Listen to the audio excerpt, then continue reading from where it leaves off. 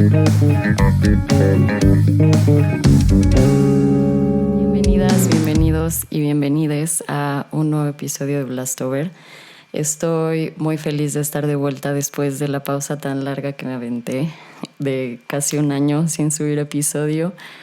Pero bueno, ya estamos de regreso y en esta segunda temporada vamos a hablar de más cosas aparte de solo tatuaje. Entonces, pues eso me emociona mucho porque les voy a compartir también cosas que sé sobre drogas, sobre reducción de riesgos y uso seguro, que es contenido que yo comparto en mi TikTok para quien me sigue por ahí. Y pues bueno, el día de hoy les traigo un episodio muy especial en el que voy a estar hablando en particular de esto, de la reducción de riesgos, para compartir en esta plataforma también lo que yo he aprendido a través de la investigación sobre este tema. Pero bueno, empecemos hablando de qué es esto de la reducción de riesgos. La reducción de riesgos es básicamente un conjunto de prácticas y políticas basadas en evidencia científica y enfocadas en el tratamiento de adicciones que no exigen a la persona estar completamente sobria para iniciar su proceso de recuperación. En su lugar, asume que el consumo es una realidad y que con la información correcta puede ser una práctica más segura. Su objetivo es, como el nombre lo dice, reducir el impacto negativo del consumo de sustancias al mínimo posible. Se fundamenta en que cada individuo tiene la capacidad y el derecho a tomar sus propias decisiones y, en consecuencia, a consumir lo que le plazca. Sin embargo, nos invita a que estas decisiones sean conscientes e informadas. Las sustancias psicoactivas en sí mismas no son inherentemente buenas o malas, pero se pueden utilizar de formas destructivas. A esto le llamamos consumo problemático y la reducción de riesgos busca disminuirlo y prevenirlo. Algunos ejemplos de cosas que hace la gente que trabaja en esto son campañas en las que se reparten jeringas y condones a usuarios de drogas inyectables para prevenir enfermedades que puedan empeorar su situación, salas de consumo supervisado, donde la gente usa, pero monitoreada por staff entrenado y en un lugar digno, así como estaciones de análisis de drogas, incluso en festivales de música, donde la gente puede ir a testear su sustancia para saber con certeza qué están consumiendo, así como recibir información para un consumo seguro. Mucha gente toma estos planteamientos como propaganda pro drogas, es decir, que promueve el consumo de sustancias, pero no es así. Lo que pasa es que asume una postura neutral frente a ellas, con el objetivo de compartir toda la información disponible. Y resulta que parte de esta información son también los efectos deseados. Si las drogas solo fueran malas, claro que nadie las usaría. También tienen efectos positivos, por eso nos gustan. Pero así como la reducción de riesgos nos informa sobre estos efectos, también nos informa sobre los efectos adversos, cómo se combina con otras sustancias, cuál es la dosis recomendada, etcétera, para que nuestro consumo sea lo más responsable y digno posible. Todas las sustancias tienen efectos negativos, eso hay que saberlo, incluyendo las que son legales y socialmente aceptables, como el alcohol, el café o incluso las medicinas psiquiátricas.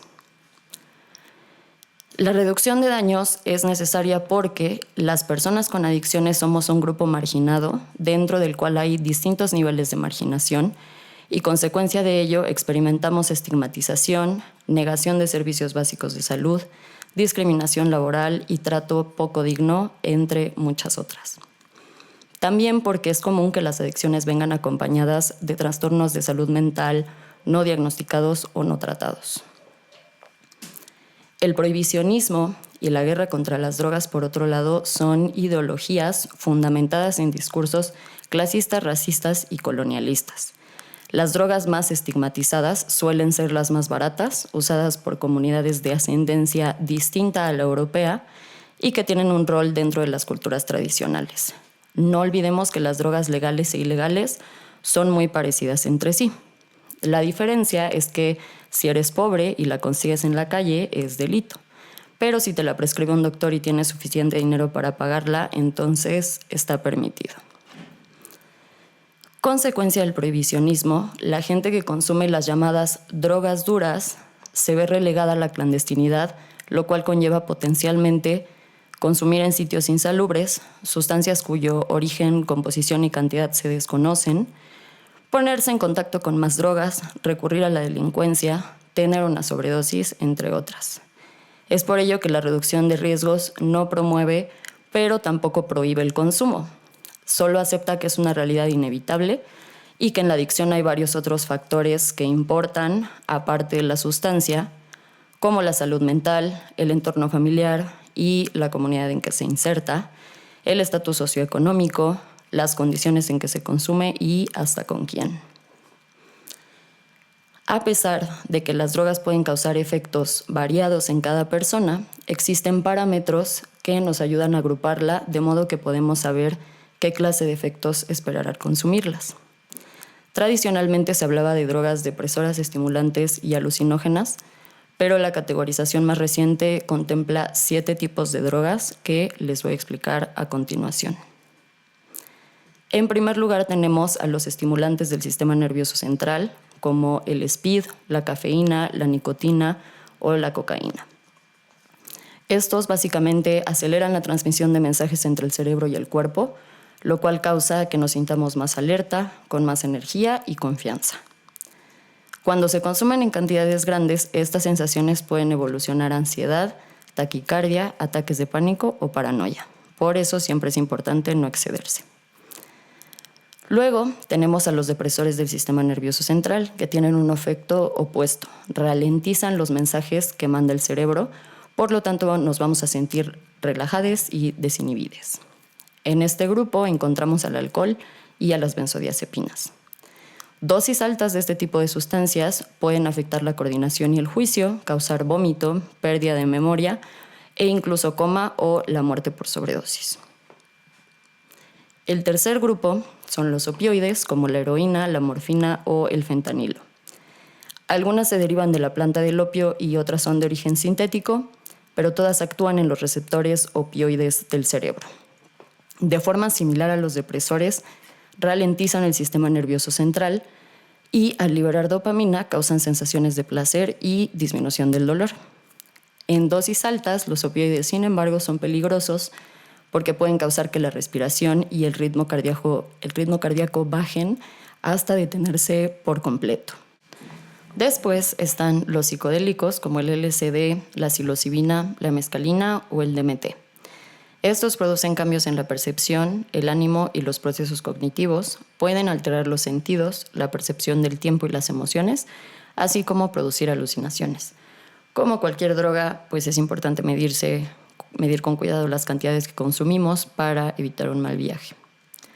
Luego están los disociativos, también llamados disociativos anestéticos, que son una clase de psicodélicos que causan que la persona se sienta desprendida de su cuerpo o la realidad material.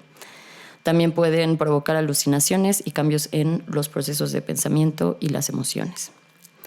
En esta categoría entran sustancias como la ketamina y el PCP.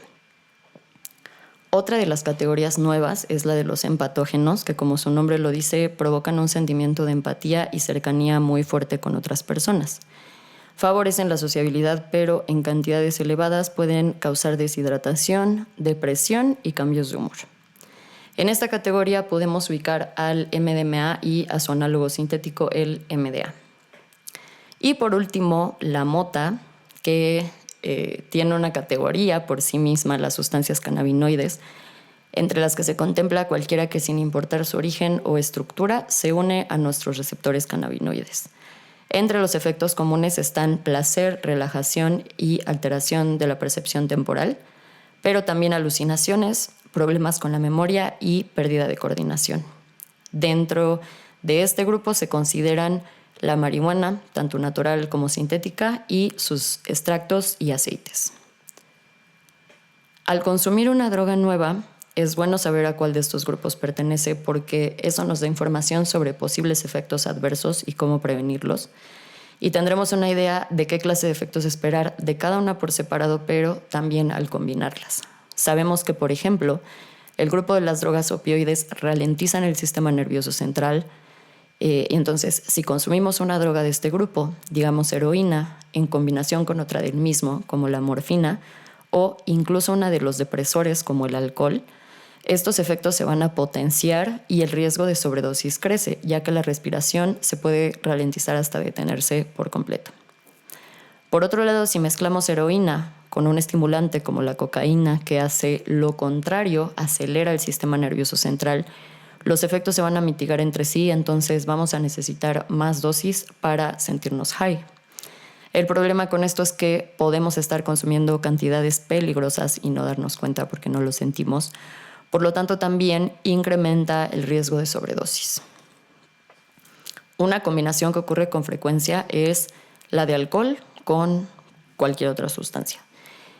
Como el alcohol es legal, está muy extendido que se beba en casi cualquier socialización entre adultos, entonces es frecuente que el consumo de otras sustancias se acompañe con unos tragos. Sin embargo, un efecto muy conocido del alcohol es que afecta el juicio, entonces puede que nos haga difícil mantener un control consciente de lo que estamos consumiendo. Es recomendable planificar el consumo desde antes, en sobriedad y pensando cuáles van a ser los objetivos de ese consumo. Queremos relajarnos, queremos convivir con gente, queremos bailar y sentirnos con euforia o queremos un viaje espiritual. Teniendo esto en mente, es bueno definir qué y en qué cantidades vamos a tomar y durante la noche llevar una cuenta consciente de lo que estamos consumiendo. Si nos cuesta trabajo, siempre podemos pedir ayuda a alguien. Siempre es recomendable también investigar sobre las sustancias y sus efectos por separado y cuando se combinan, y si es posible mejor evitar combinar. Esto porque gracias a que las drogas son ilegales, a menudo vienen rebajadas o de plano son una sustancia diferente. Échale cabeza y Energy Control son 2 sitios de internet muy buenos donde pueden encontrar información sobre drogas desde la reducción de riesgos. Como les decía al inicio, mezclar drogas no es una práctica que yo recomiende. Sin embargo, sabemos que la gente lo hace de cualquier forma. Entonces, intentemos que si nos encontramos en una situación así, tengamos suficiente información para hacerlo de forma consciente y reduciendo los mayores riesgos posibles. Algo que también es importante considerar cuando hablamos de drogas desde la reducción de riesgos es el lenguaje que utilizamos. Es común encontrarnos con etiquetas y estereotipos que estigmatizan y deshumanizan a la comunidad usuaria de drogas. Como, por ejemplo, la idea de que alguien que tiene un problema de adicción es culpable de su situación porque decide consumir drogas. Como ya hablamos, hay muchos factores que intervienen, económicos, sociales, psicológicos, fisiológicos, y decir que la adicción es una elección es un planteamiento muy reduccionista que simplifica un asunto que en realidad es muy, muy complejo. Otro estereotipo estigmatizante es que las personas que consumimos drogas somos peligrosas. Si bien es cierto que algunas drogas en cierta medida y combinación pueden detonar, por ejemplo, brotes psicóticos, decir que en general las drogas vuelven a las personas agresivas es una falacia de generalización apresurada. Otro caso es cuando utilizamos, por ejemplo, la palabra limpio o limpia para significar que no hemos consumido drogas, porque eso implica que la idea opuesta, o sea, la de suciedad, se asocia con el consumo. Lo mismo cuando nos referimos a las drogas como mierda. Así de, acaba de salir del anexo y ya se está metiendo mierda otra vez. Como ya habíamos comentado, las drogas en sí mismas no son buenas ni malas, solo son sustancias. Y la experiencia que tendremos con ellas dependerá de cómo las usemos. También una palabra particularmente estigmatizante es drogadicto o drogadicta, porque se usa indistintamente para nombrar a cualquier persona que usa drogas, sin importar que la mayoría de los usuarios de drogas no presentan consumo problemático ni trastorno por consumo. Y en caso de que sí, la forma apropiada de referirnos a estas personas es personas con trastorno por consumo, justamente. Las formas en que las personas se relacionan con las drogas son tan diversas como las personas mismas, por lo cual existen distintos tipos de consumo. Se distinguen 4 principales, que son el experimental, el recreacional, el abusivo y el dependiente. El experimental es aquel que prueba la sustancia una vez solo por probarla y después no regresa a ella, entonces no hay mayor complicación. La persona que consume de forma recreacional es aquella que sí ha regresado a la sustancia después de probarla, pero lo hace en intervalos de tiempo largos y en cantidades moderadas, por lo cual no hay mayor impacto de salud o social. Un ejemplo es si a alguien le gustan los psicodélicos, pero solo lo hace cada de 3 a 6 meses y en cantidades moderadas. Es consumo abusivo cuando se consume en mayores cantidades y con más frecuencia, por lo cual hay más probabilidades de consecuencias en la salud y sociales. Sin embargo, la persona puede estar bien sin consumir la sustancia. Por último, el consumidor dependiente es aquel que ya consume con mucha mayor frecuencia, digamos diario, en cantidades más altas y sobre todo que ya tiene una necesidad de la sustancia para sentirse bien y poder realizar sus actividades cotidianas.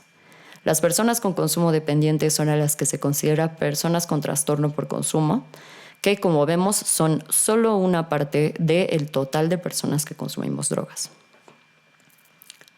Conocer los distintos tipos de consumo que hay es útil porque nos da una referencia para saber dónde nos ubicamos y cómo nos sentimos respecto a nuestro consumo. Pero la recomendación es que con esta información consultemos con un profesional de la salud mental para que nos ayude a saber qué tipo de consumo tenemos.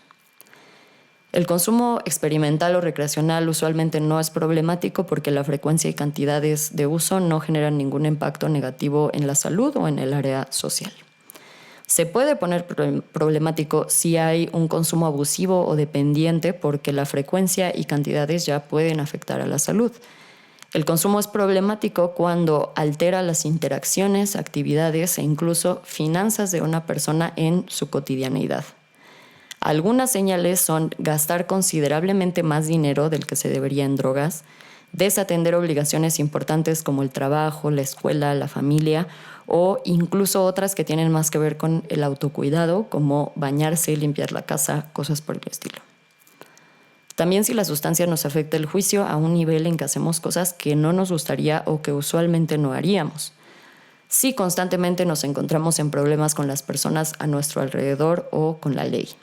Es bueno reflexionar constantemente sobre nuestro consumo para saber si en verdad es lo que queremos o ya se nos está saliendo de las manos y es momento de pedir ayuda.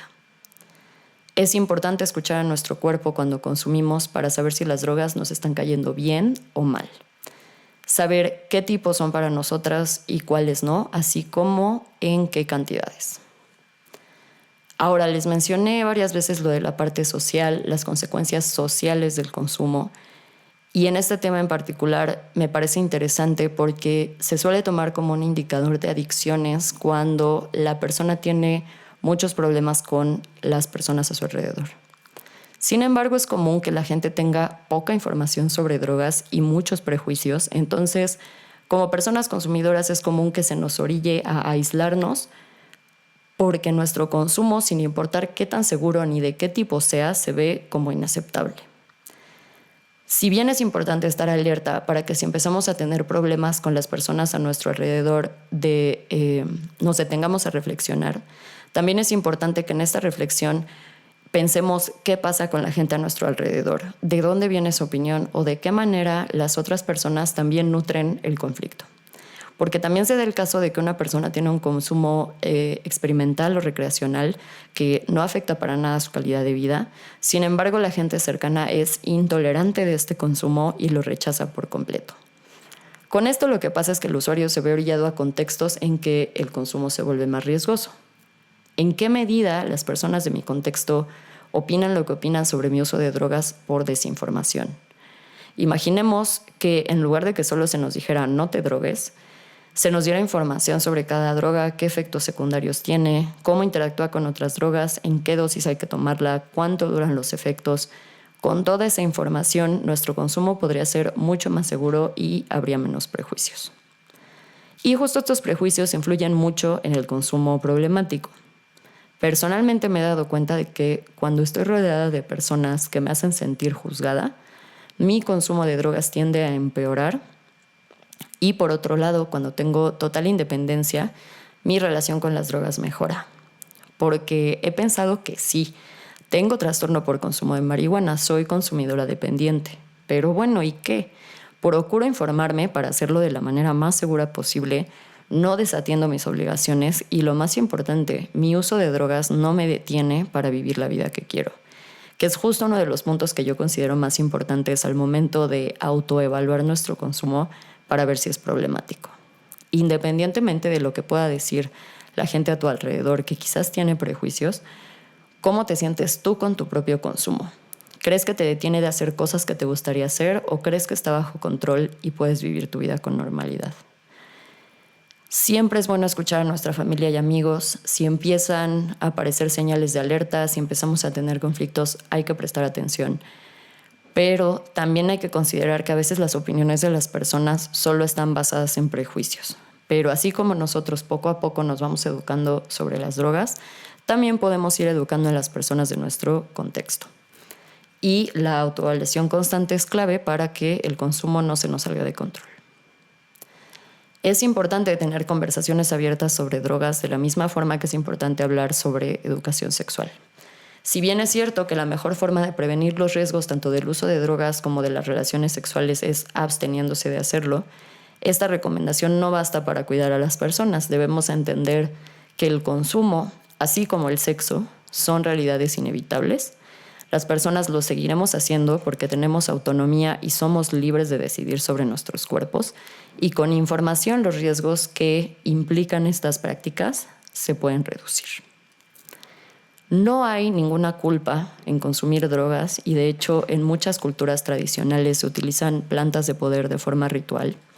El problema es que nuestra sociedad occidental se pasó por un lado a estigmatizar y por otro a blanquear estas prácticas, que se vuelven aceptables si es un retiro espiritual para gringos en la Ribera Maya que cuesta $2,000. También es interesante pensar que varias drogas ahora muy estigmatizadas en su momento fueron medicinas que se recetaban a la gente abiertamente, como la metanfetamina, la cocaína o la heroína. Y de hecho en varias en sus orígenes eran tratamientos para adicciones a otras drogas, como por ejemplo la cocaína se usaba para la adicción a la morfina, la heroína también, pero conforme ha ido avanzando la industria médica, se han estudiado mejor las consecuencias del uso de sustancias y resulta que estas medicinas pues son muy adictivas también y la gente ya las está usando de forma recreacional. Entonces hay que prohibirlas. El problema con la prohibición es que es una ilusión porque no detiene el consumo. El consumo obviamente sigue, pero en la clandestinidad, que es mucho peor. Porque entonces es el narco el que regula el mercado a su arbitrio con todas las terribles consecuencias que eso tiene y que ya conocemos. Por eso es interesante el debate de si las drogas deberían ser legales. Y de hecho sucedió en México por 6 meses más o menos en 1940. Las drogas se legalizaron. Detrás de esta iniciativa estaba un psiquiatra, director del Hospital de la Castañeda, Leopoldo Salazar Viniegra, que le propuso al que entonces era presidente, Lázaro Cárdenas, lo que se llamó el Reglamento Federal de Toxicomanías, con el cual se buscó crear un monopolio de venta de drogas que estuviera regulado por el Estado. Se crearon los llamados dispensarios, donde la gente adquiría sustancias como heroína a precio muchas veces más barato que en el mercado negro. Muy pronto los dispensarios empezaron a quitarle el negocio a los traficantes, porque ahora la gente tenía acceso a dosis a costo, seguras y controladas. Y esto no le pareció a Estados Unidos. Total que siendo el contexto global la Segunda Guerra Mundial y a pesar de los buenos resultados que mostraba el reglamento, México terminó cediendo a la presión de Estados Unidos y echó para atrás el reglamento. Y con esto se volvió a la criminalización y persecución de las personas usuarias de drogas, como hasta ahora. Si quieren saber más sobre esta historia en particular, hay un podcast llamado Toxicomanía, el experimento mexicano, de Sonoro, que cuenta la historia a detalle y está muy interesante. Y bueno, como conclusión, no hay que olvidar que somos personas autónomas y tenemos derecho a decidir sobre nuestros cuerpos. Esto incluye las sustancias que consumimos. Somos libres de consumir lo que queramos, pero con esa libertad viene también la responsabilidad de informarnos y tomar decisiones conscientes. Siempre existen formas de reducir riesgos al consumir, solo hay que investigar para llegar a esa información y, por supuesto, compartirla. Les agradezco mucho que hayan llegado hasta aquí. Para mí, pues es súper importante poder compartir esta información. Ha sido meses de mucha investigación, y tratar de sintetizar toda esta información. Pero pues les agradezco mucho y nos vemos en la siguiente emisión de Blastover.